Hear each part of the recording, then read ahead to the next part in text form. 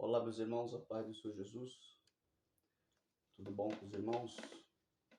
Que vos saúde o seu irmão em Cristo, Leandro Oliveira e Teologia. Estamos aqui para mais um vídeo, né? Na continuidade sobre, né, a história de Cornélio, ok? E lembrando aos irmãos, este canal foi feito a vocês que gostam de coisas profundas, histórias, não como uma base, mas dentro dos originais da Bíblia Sagrada, né? Eu trago para você, neste canal, as profundidades históricas dos personagens da Bíblia, né? Gravei o vídeo anterior, né, falando acerca de Cornélio, né? Eu tinha falado para os irmãos que eu ia gravar o segundo vídeo, dando continuidade, né, acerca de Cornélio, a sua história, né, como Cornélio aceitou a Jesus Cristo, como foi a sua conversão. A Bíblia vai falar para nós como Cornélio se converteu ao cristianismo, né, através do ministério do apóstolo Pedro, né. A Bíblia dá, né, essas histórias para nós, essas revelações históricas, mas eu quero te levar numa profundidade, né, além da Bíblia, né. Chama você, influencia você a mergulhar com mais profundidades, né, nas histórias da Bíblia Sagrada, para que você seja cheio da plenitude, do conhecimento, das revelações teológicas da Palavra de Deus, tá? Sou teu irmão em Cristo, Leandro Oliveira Teologia, também mestre em Teologia, formado pelo mestre Josiel Saraiva, pela Itabesp, tá bom? Louvado seja Deus pela glória e a graça de Deus concedida a nós, amém? Irmãos, eu já quero começar a falar com os irmãos concernente de Cesareia, né? Quantos habitantes habitavam em Cesareia quando Cornélio estava ali exercendo o seu ministério como um centurião, que a palavra centurião ela vem aquele que vai militar, coordenar 100 soldados, né? E quando ele começou o seu ministério ali, servindo a Roma, ali em Cesareia, né, ele estava aproximadamente com 50.000 habitantes, né, de judeus ali. Lembrando que Cesareia, sim, foi erguida, levantada, né, por um homem, né, a qual tinha um poder sobre... Roma tinha colocado esse poder sobre a sua vida, tá? Vamos lá? O segundo detalhe que eu faço, os irmãos, né, que Cornélio, ele tinha votos, né, para com Roma. Ele fez votos, sim, de castidades para com a sua autoridade maior que estava sobre ele, a qual ele estava servindo, que era Roma. E uma das primícias dos seus votos era que Cornélio ele não poderia adorar, né, outros deuses a não ser os deuses de Roma. Cornélio ele não poderia se envolver, né, em uma hierarquia ou ser devoto de outros deuses ou se envolver com outras nações. Ele estava ali focado a servir a Roma, né, sendo temente aos deuses de Roma. Se nós analisarmos a Bíblia Sagrada, nós vamos ver que Cornélio ele tinha alguns detalhes, a qual é muito precioso nos tempos tanto anteriores, primitivos, quanto nos tempos de hoje. A Bíblia diz que Cornélio ele era piedoso, né? Ele era justo, né? E é sobre essas características que eu quero trazer para você alguns detalhes dentro, né, dessas palavras a qual a Bíblia descreve sobre Cornélio, né? Uma das preciosidades que Cornélio tinha, carregava dentro de si, né? O primeiro detalhe diz que Cornélio, né, ele era prosélito, ou seja, o que era prosélito? Cornélio não tinha uma crença, tá? E ele não era devoto de uma certa crença, tá? Lembrando que ele apenas fez votos para servir, né, e não adorar outros deuses a não ser os deuses de Roma, tá? Era um voto que ele tinha, mas Cornélio ele não tinha no seu coração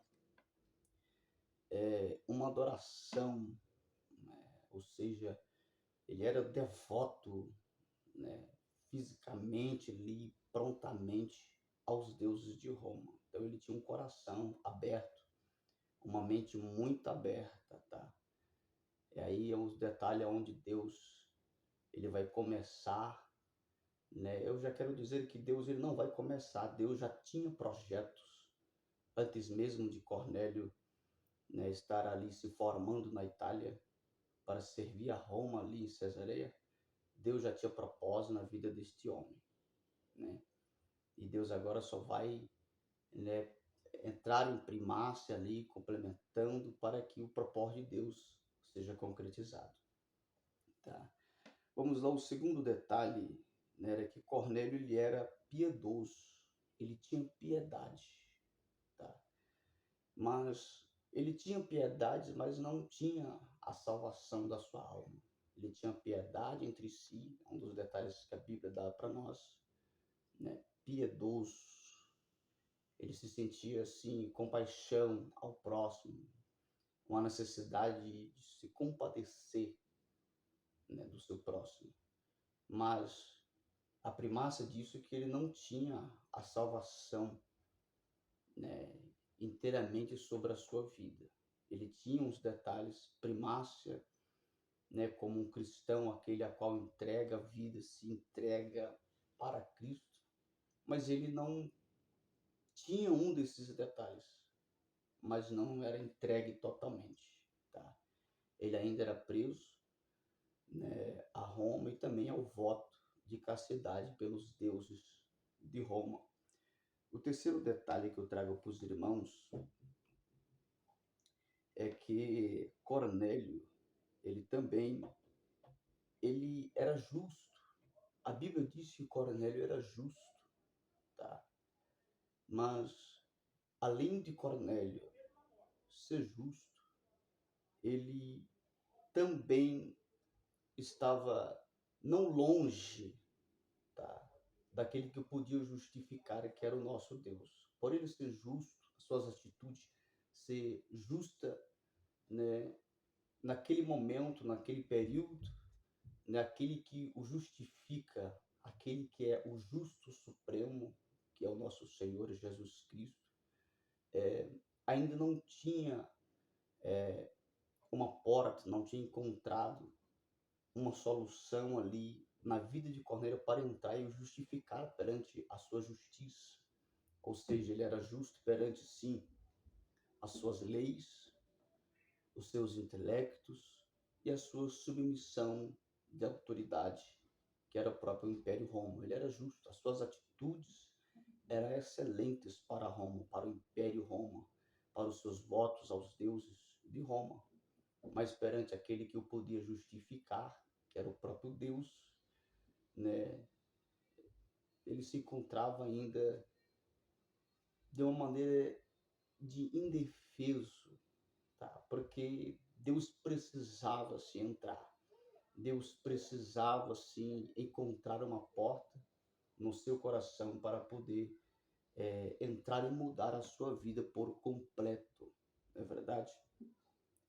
Também Cornélio, ele tinha oração. A Bíblia diz, se nós analisarmos a Bíblia, era um homem de oração, ele tinha orações, tá? Aqui é mais um detalhe que além de Cornélio, né, ter um voto de castidade aos deuses do Império Romano, ele sim fazia orações. Eu quero te dar detalhes acerca das orações de Cornélio, tá? Ele orava, tá, não somente ao Deus dos judeus, mas também ele orava com uma fé aos deuses romanos, tá? Então, se nós analisarmos o interior de Cornélio, era um coração dividido, era uma mente dividida, um coração dividido, que não tinha certeza de quem ele iria elevar a sua oração, ou seja, a sua oração, o seu clamor, não tinha um firmamento, um alvo certo, tá? Ele tanto suplicava aos deuses do Império Romano, como também ele era muito frágil e a oração ela havia muito também para o Deus dos judeus. Então, era um coração dividido, uma mente dividida. Era um homem muito grande, eloquente, justo, boa reputação, mas a sua mente e o seu interior era dividido, né? Vamos aqui, irmão, nesse detalhe, uma mente dividida, um coração dividido, isso dá sermãos, dá ministrações poderosas em Deus, tá? Então você que está assistindo, pega um papel, uma caneta, anote isso, tá? E deixa Deus te entregar um sermão poderoso, instruído, inspirado pelo Espírito Santo, tá? Porque não basta apenas ter oração, mas ter um firmamento no qual aquela oração irá ser elevada, irá ser entregue, tá? Ele tinha tudo isso, tá? Mas era uma pessoa que tinha uma mente dividida, tá? Então não basta apenas ter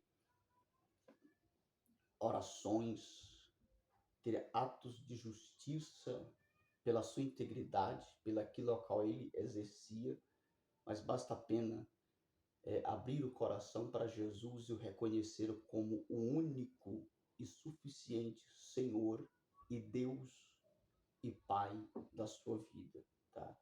Esta mensagem, tá? Ela serve para cristãos, para irmãos católicos, espíritas, tá? Independente das suas religiões, essa mensagem é para você, tá?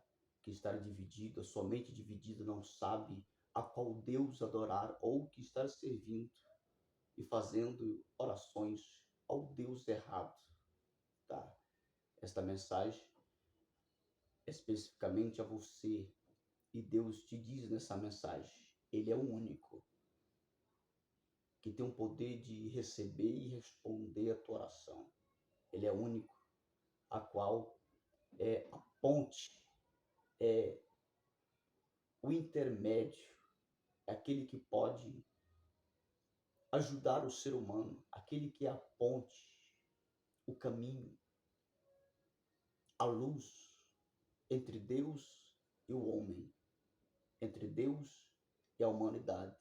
Jesus Cristo, o Filho do homem, né? O nosso Senhor e Salvador, né? Esta palavra, ela é tão gloriosa, tá? Porque a partir do momento que o ser humano, independente da sua religião, ele reconhece Jesus como o Senhor Supremo e o seu Deus único e verdadeiro, ele não era mais um homem duvidoso. O seu coração, a sua mente, ela não transmite mais dúvidas, inseguranças na crença, na petição, na sua vida cotidiana, porque você tem a certeza de que aquele que dá a direção à tua vida, ele reina para todo sempre, como diz, né, alguns versículos dentro do Velho Testamento.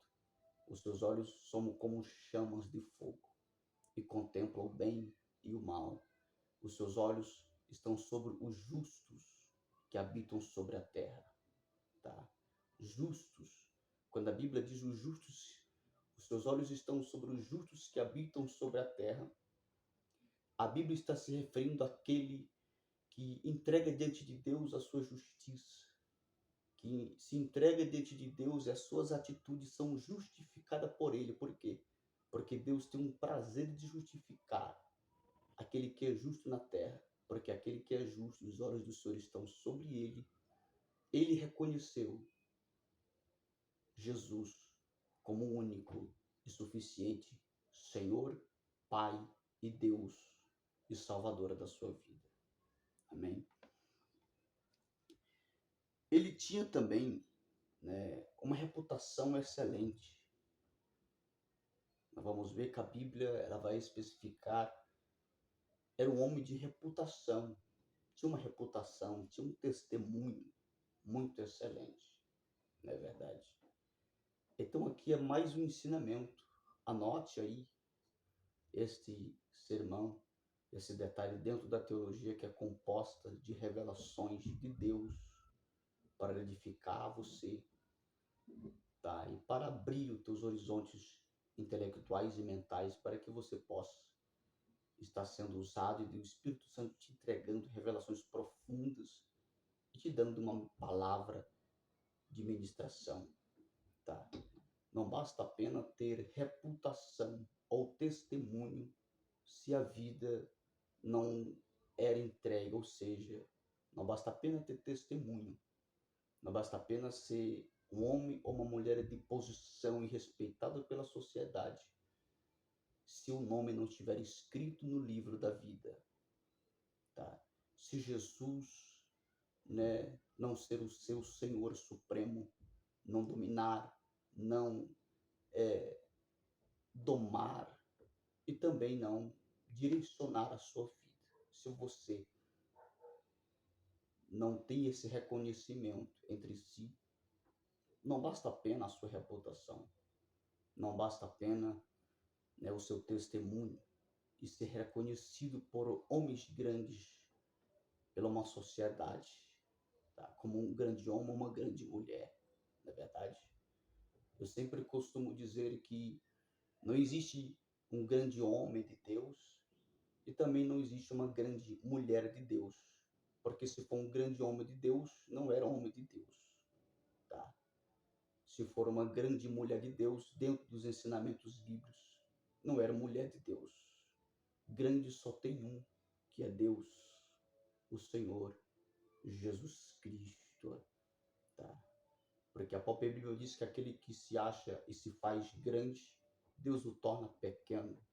É aquele que se sente e se coloca como pequeno, Deus o faz grande, ou seja, é uma hierarquia de mansidão, de humildade, de reconhecimento da grandeza, da primácia de Deus sobre a sua vida, tá?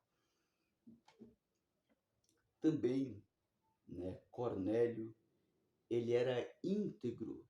Vamos para o Velho Testamento, né, onde a Bíblia vai especificar para nós um homem, há vários, mas eu quero falar de Jó. Quando Deus apresenta, porque Deus confia, tá? Então Deus confiava em Jó. Há homens que Deus confia e há homens que Deus não confia. Eu te provo dentro da Bíblia, tá? Deus confiava em Jó. E por isso o próprio Deus foi testemunhar de Jó. E diz, olha lá, o meu servo é fiel, é íntegro.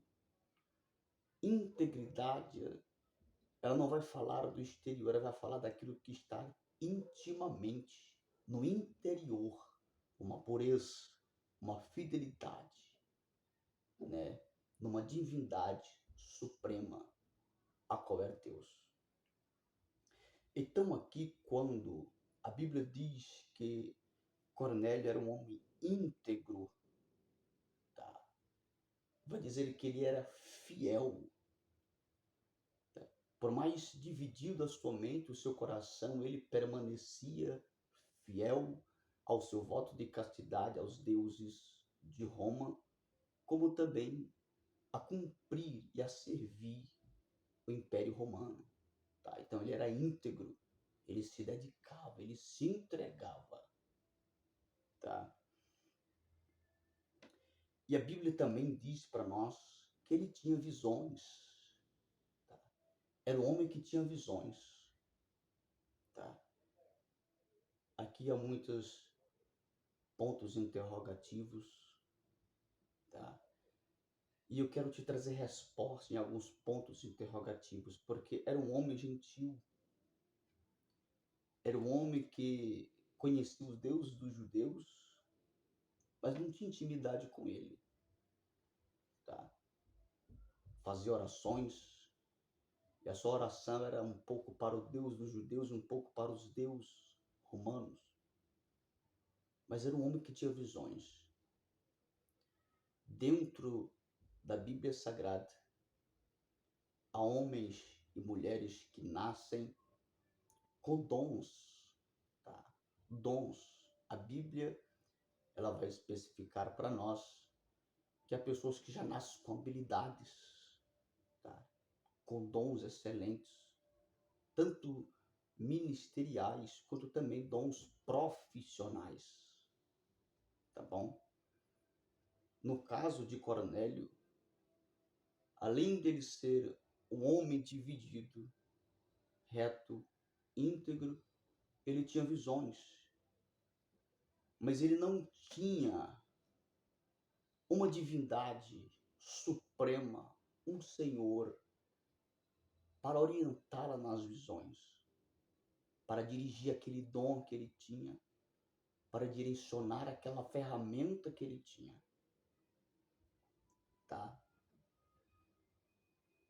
Cornélio, ele tinha um dom tremendo, era elevado nas visões, tá? Mas faltava um Deus para direcionar a sua vida, para direcionar as suas visões, para dar interpretações dela, tá? Faltava esse Deus na vida dele. Então era um homem que tinha quase tudo, mas era um homem dividido. Ao falar de um homem dividido, Cornélio, né, ele tinha sabedoria, riqueza, tinha tudo, porque no lugar onde ele estava servindo a Roma, a cidade, era uma cidade muito confortável, tá? Então ele tinha tudo, mas tinha uma dúvida na sua mente. Mas em cima daquela dúvida, Cornélio também, ele não sabia o que fazer, porque ele tinha um voto, né?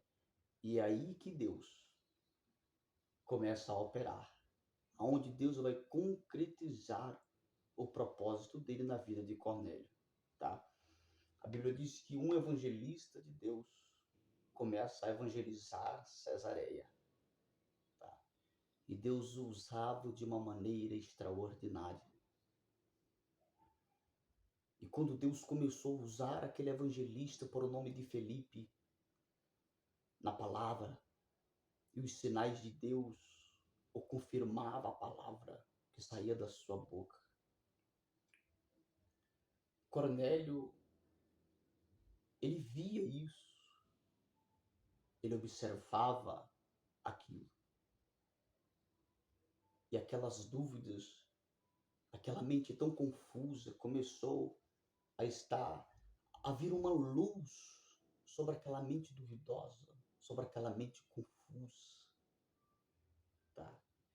Aonde a luz do Deus vivo começou a iluminar a sua mente, né? Por isso que a Bíblia diz que a fé, ela vem pelo ouvir a palavra de Deus. Se a pessoa ouve e presta atenção, ou seja, se ela ouve e começa a analisá-la, a detalhá-la, porque Cornélio, tudo que passava ali, ele analisava, ele estudava. Ele era um centurião, era uma autoridade ali. Ele começou a analisar aquela pregação, aquele evangelismo, e a palavra foi entrando, foi quebrando os protocolos, os conceitos, as crenças, as dúvidas que estavam sobre ali. E aí, no seu interior, a palavra entra, tá? Primeiro Deus cura a sua mente, tirando a dúvida, tirando toda a confusão. Quando Deus cura a mente, a palavra desce para o coração, tá? E mesmo a palavra desceu, quando a palavra entrou no seu interior, tá? Agora Deus ia complementar a obra de Deus. Ele vai fazer uma oração. Ele vai orar. E quando ele ora, a palavra já tinha entrado. Mas quando ele vai orar, Deus se revela. O Deus Supremo se revela. Tá?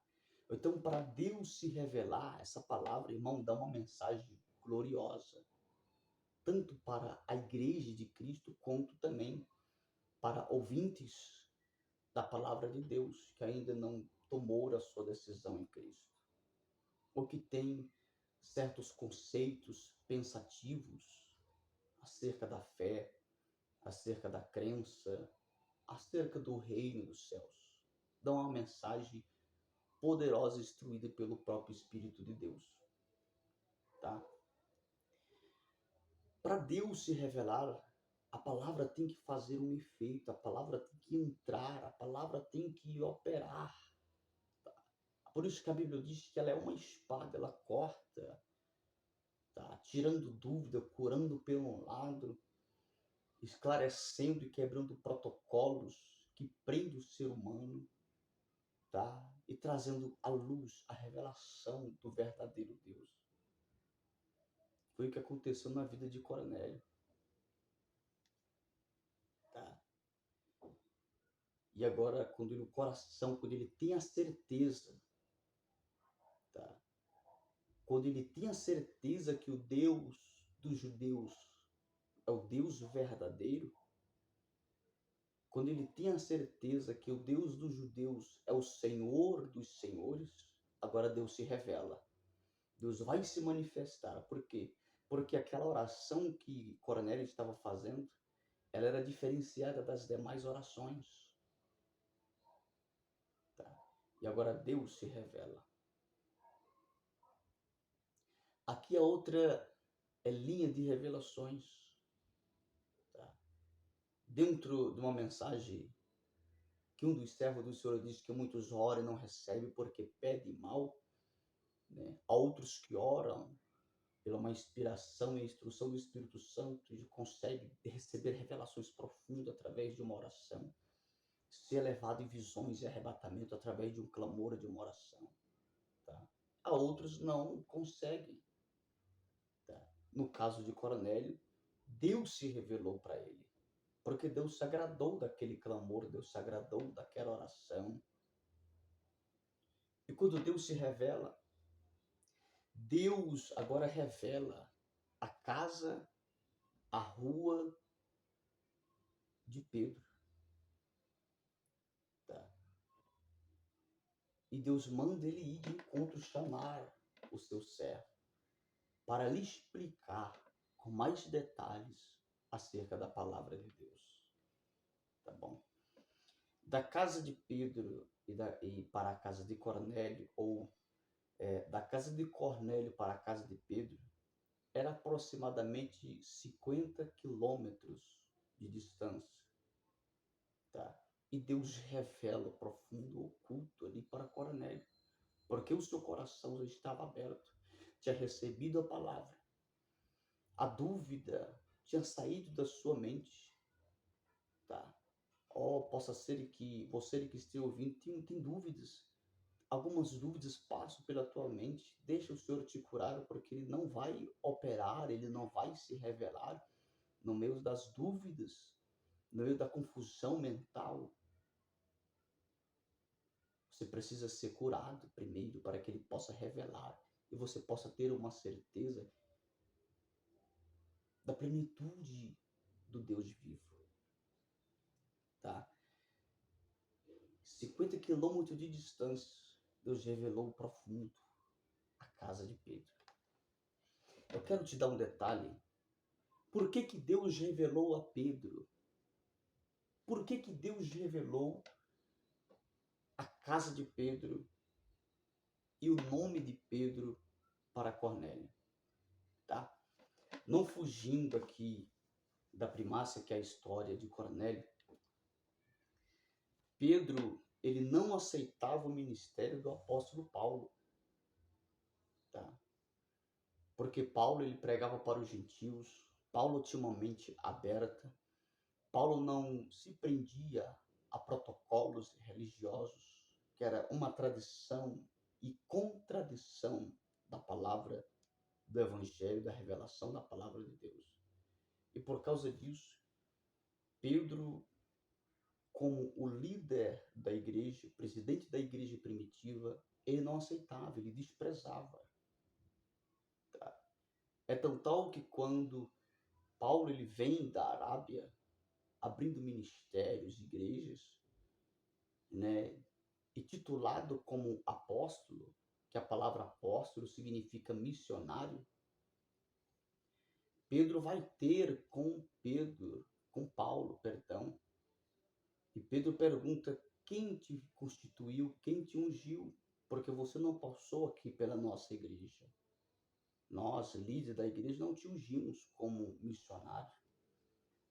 E ele, por tanta sabedoria, espiritualidade, dons excelentes, ele vai respeitar a autoridade de Pedro como pastor e presidente da igreja e desce-lhe um nível de humildade tão profundo, um ensinamento tremendo. E vai dizer: eu conheci um homem que foi levado por Deus até o terceiro céu e de lá recebeu coisas profundas, coisas que é proibido, né, entregar para os seres humanos, para a igreja. Por que ele expressa isso? Porque a mente de Pedro, a mente da igreja, a mente do povo daquele tempo não estava preparada para receber a revelação de conhecimentos profundos que Paulo tinha. Se Paulo abrisse e começasse a revelar os segredos que ele recebeu no arrebatamento, Paulo seria tido como um herege, apenas como um herege. E a sua sabedoria foi tão grande que ele reconheceu a base de conhecimento da igreja, a base de conhecimento do pastor e presidente, que era Pedro. Ele não revelou os mistérios. Tá? Foi isso que aconteceu. Então Pedro não aceitava, mesmo assim Pedro não concordava. E agora Deus vai tratar com Pedro, tá? Por quê? Porque Deus levantou Paulo, mas Pedro, como pastor presidente, não reconhecia, desprezava o seu ministério. Agora Deus vai tratar com o pastor da igreja, tá? Por quê, irmãos? Porque o justo, o próprio Deus o justifica. Se há alguém aqui que está assistindo este vídeo e o seu ministério não é reconhecido, tá? Deus te aprovou, Deus te alistou, mas você não é reconhecido. Deus irá te justificar, tá? Porque agora Deus pega Pedro e leva à casa de Cornélio. Quando Pedro entra na casa de Cornélio, a história de Cornélio diz que Pedro entrega 22 sermões dentro da tradição judaica. Ele começa a dizer: olha, você sabe que nós, judeus, não é permitido entrar na casa, né, de uma pessoa como você.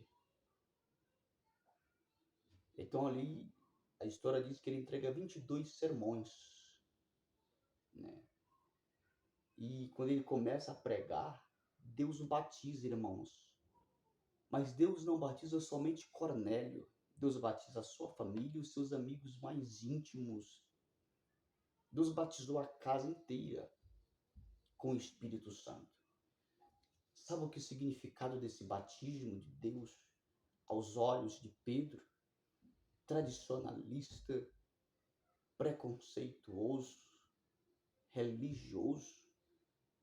Deus estava dizendo para Pedro: olha, Pedro, eu sou além das tradições, eu sou maior do que o preconceito, que a visão humana, de que as linhas religiosas, eu sou maior. Eu só preciso de um coração e uma mente aberta para que eu possa entrar e operar e fazer morada e o levantar.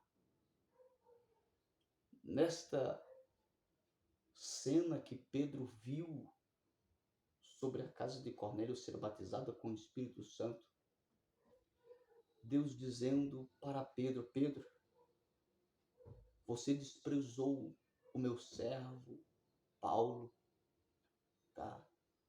A Bíblia, a história diz, irmãos, a história de Cornélio diz que Pedro reconheceu que estava em falha com Deus, porque naquele momento Deus estava justificando o apóstolo Paulo na casa de Cornélio, tá? E quando ele reconheceu que o Senhor estava dando uma lição, um ensinamento para ele, ele viu que estava em falta com Deus. Ele corre ao encontro do apóstolo Paulo, isso é uma história dentro dos originais, que vai além da Bíblia Sagrada.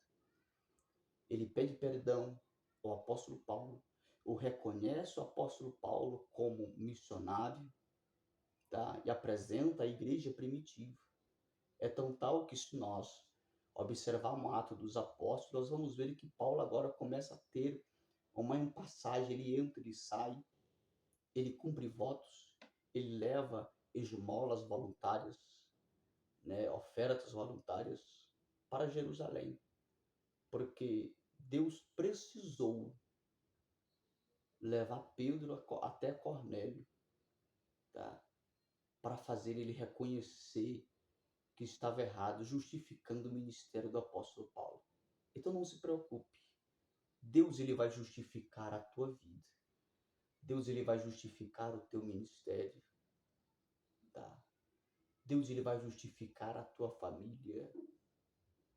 Não se preocupe, fique na sua, espere, porque o Senhor ele está trabalhando no silêncio sobre a tua vida.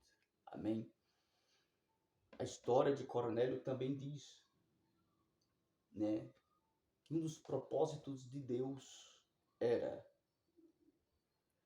futuramente levantar um sucessor depois de Pedro.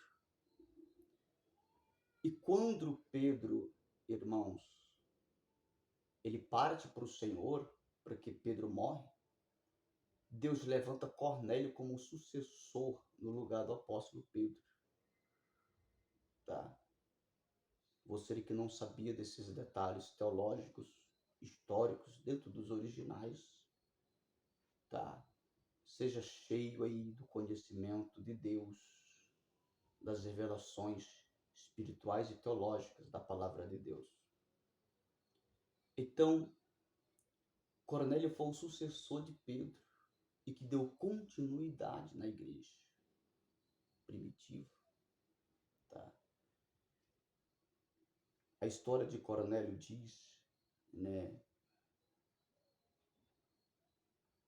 E assim, irmãos, eu não vou dar continuidade por causa do horário, tá bom?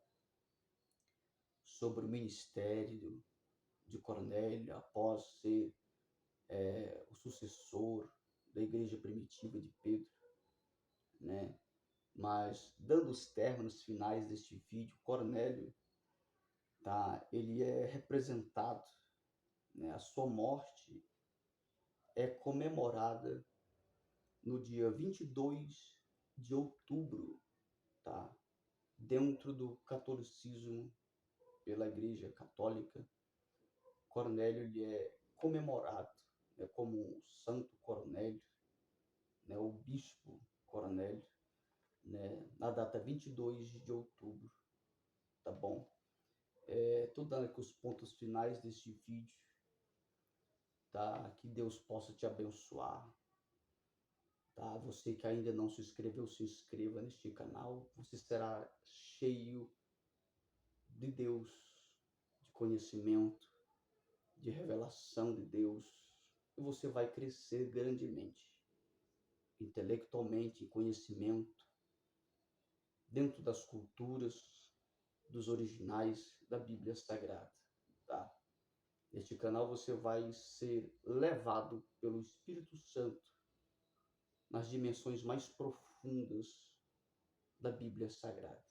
E você vai crescer cada vez mais, muito mais, para a glória de Deus. Não se esqueça de dar o seu joia, de se inscrever, apertar o sininho para novas notificações, tá? Você aí que está me seguindo pelo YouTube, tá? Também tem vídeos postados ali no Kawaii, no Instagram, no Facebook. Que Deus possa estar te abençoando, no nome de Jesus Cristo, para a glória do Senhor Jesus. Que Deus te abençoe, em nome de Jesus.